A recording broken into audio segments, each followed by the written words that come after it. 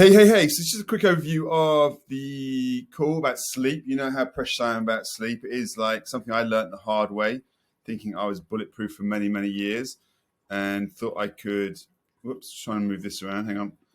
I've got a picture of me there now. Look at that. I didn't want to do that. Here you go. So sleep, especially at Christmas, is one of the top ways we sabotage ourselves.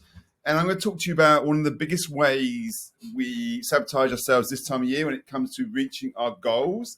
And you know, I like a drink and I want you to enjoy Christmas, but just use a little bit of common sense here. During Christmas, there's so many temptations and so many activities competing for our time.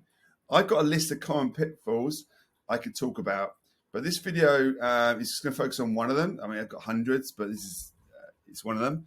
It's not only a biggie by itself, but it also affects just about everything else. And it's got to do with sleep. Got a few bits in here. I'm going to take that out. Don't need that in there. Sleep.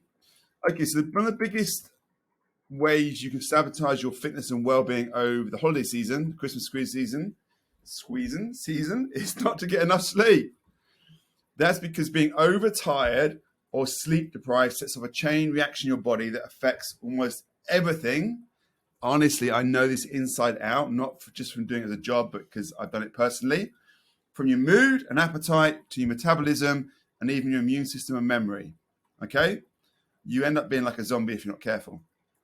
Margaret Thatcher, Winston Churchill, as amazing as they were, you can't exist on 4 or 5 hours a night of sleep and do the stuff they did. They're just not normal. And there's a lot more people like that. And it's a hustle thing about a mentality, getting up at 3 o'clock in the morning and working out and bullshit. I need to get up at like 7:30, 8 o'clock at the earliest.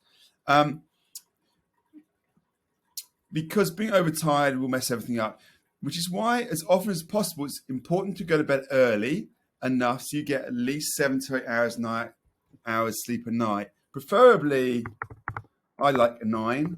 9 is a magic number for me. My favorite number is 7, but 9 is magic.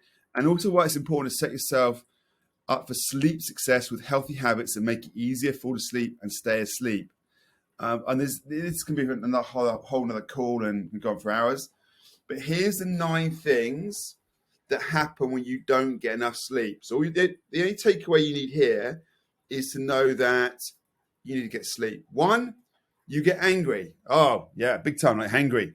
When you're hungry and angry, it's angry. Depressed and anxious. I get these two massively with a lack of sleep. It's proven because you know how I like science and I like stuff that's been proven time and time again and double questioned and blind triple studied, like my post the other night that got a bit of interest in someone. Your willpower goes down the drain. So cortisol, adrenaline on the increase, your willpower's down the drain, you're going to eat crap food. It's hard to focus and learn. Now, if you're in business or you're trying to study, it's going to be a pain in the ass. You're going to be more accident prone, which is not a good thing.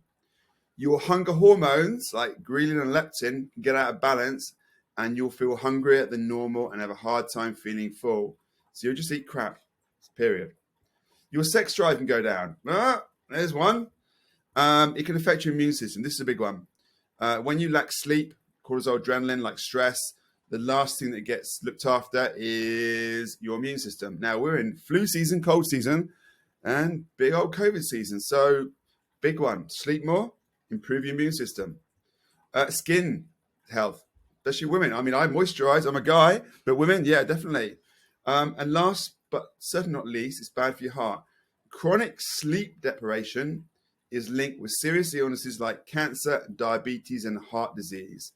Heart disease is a big one here, actually. I forgot to put that in here. Pretty wild list, right? And that's not even include anything to do with your workout recovery, which can also be affected by lack of sleep. You know, we talked about heart rate variability with Fitbits and Apple Watches. That's a score they will give you, like an ECG, on any given day done during the night's sleep. And in the morning, it will say, hey, you've got a high score on HRV. You can train hard. You can push it today. You can work hard. Or you've got a low score on HRV, which means you've got to take it easy. Now, obviously, life happens, and sometimes we don't get as much sleep as we need. That's just is as it is.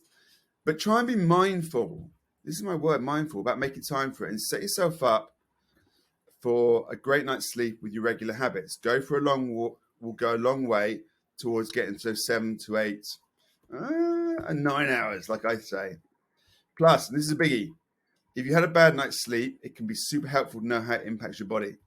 So if your appetite is out of control, or you are foggy, brain fog, clumsy, you're going to know why it's happening.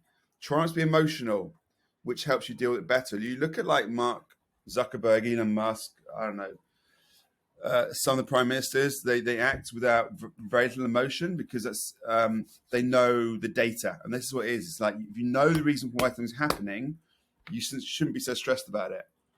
I hope this helps you stay on track over the Christmas holidays. Bosh, there we go. Short catch up. Enjoy.